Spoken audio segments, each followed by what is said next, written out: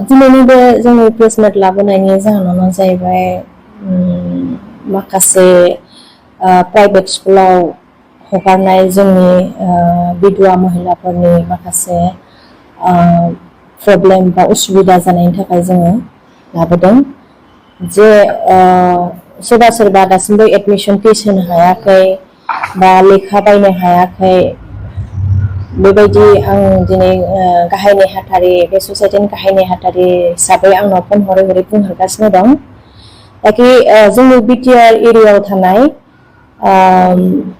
जेसेबां माने प्राइभेट स्कुलाव जोंनि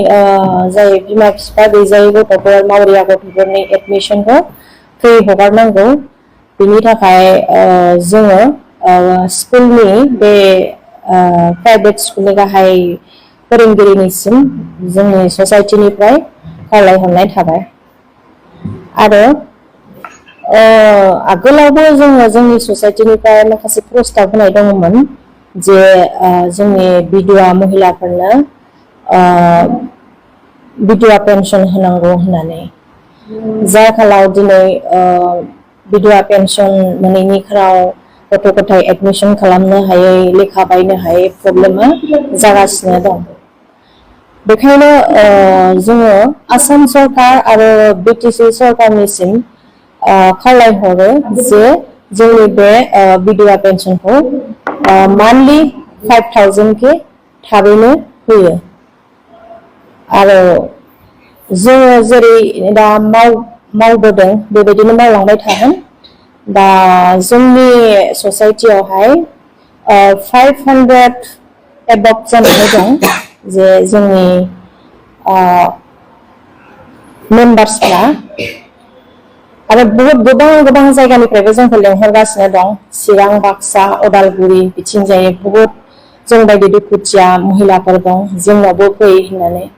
होमबा जोंनि बिटिआर एरियायावनो एसेबां जे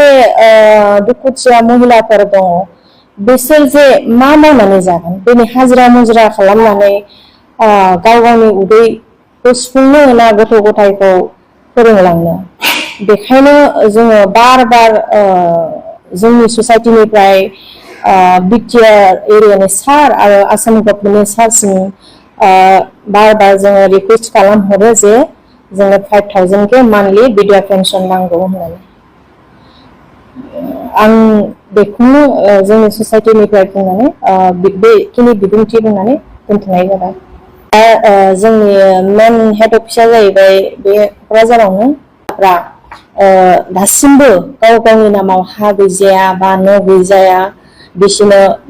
बिटिआर सरकारा सारा अननानै फरेस्ट लेन्डबाबो एसे थांनानै थानो थाखाय हा बा न' लुनानै होयो आरो